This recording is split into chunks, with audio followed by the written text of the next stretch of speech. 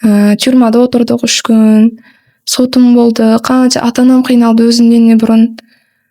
Эndi баласы болгон кыйналады ғой. Сонча нерсени көргөндөн кийин.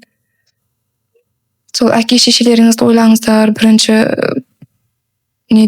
орунда дегим келет. Если катты кызыгып, өлүмгө куштарлык болуп жүргөн болсоңуздар, мешиттерге казыр сол менин мемлекеттик медреселери бар ғой, мемлекеттик медреселер, уруксат этилген медреселер бар. Сол жерге барып окуңуздар, илим алыңыздар дегим келеді. Медресеге барып илим ал деп атыр. Сиз окуган медреседе Алладан башка табың деп айтты ма? Жок. Ширк амал жасадыңыз ба? Жок. Сол жерде бидгаттар бар ма еді? Серьезно да? Жок. Дәрет алмай намаз окудуңуздар ма? Жок. Уsul жок, дәрет жок, Куран устадыңыздар ма? Терс бир нерсе үйрөттү ма? Сол медреседен качамыз сонда. Барлыгы дурус болот. Мен соны чынымен түшүнбөйм да. Онда неге биз ол медреседен качамыз дейм бу енді. Имам Бухари билесиздер ма? Араб эмес. Тирмизи араб эмес. Билесиздер ма? Өзбек болгон. Самарканди Абу Лейс араб эмес. Арабтардан шыққан ғалымдар бар.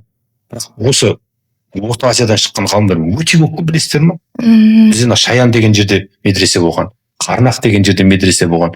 Қарнақ деген медреседе Қазақстанда, Өзбектен де қаншама ғалымдар шыққан. Сен ол жерде де өзбек этносы тұрады да, Қарнақ Кентаудың ар жағында. Бізде медреселер Совет одағына дейін ғой. Қазірде медреселер бар, содан қашады да мен шынымен басым жетпейді ол. Не үшін олай қылады деп. Сол ата-аналарға да ескертуім бар еді меніңше. Андай қыздарыңызға сол ілім жолында жүрген. Мысалы қазір көбінесе ата-аналар көбісі білім алмаған, сол діни білімдер жоқ қой көбінесе. Сондайлардың енді менің де әке шешем енді діни білім болған жоқ, ондай нәрселер түсінбейтін еді. Соғанда сіздер білмейсіздер ғой деп кете беретін едім да. Мен өзім білемін, оқығам деген сияқты. Өздеріне айтпасам да ішімде сондай нәрсе болатын еді. Сол кезде де тоқтап болып бұл нәрселерді оқыма, қорқып жатырмыз сенен деген кездерде болған да ата-анамның сол кезде де жоқ, сіздер қарсы болып жатырсыздар менің ілім алуыма деп теріс жағынан ойлап кеткенмін да. Менде сондай ата-аналар болса қыздарыңызға дұрыс жерден білім алуына условия дейді ғой, жасап берсеңіздер сондай нәрселер кіріп қалмайды да. Қыздар енді дұрыс, менде де оқудан не болды, условия жасап берді ата-анам, бірақ сонда да андай не жетпеді, сонда мен сол ғой. Медресеге бар ғой, жағдай жасап берсе. Айтып жатырмын ғой, маған жеткілікті жағынан дұрыс аламадым да медреседен Содан кейін жаңа интернетке кіремін.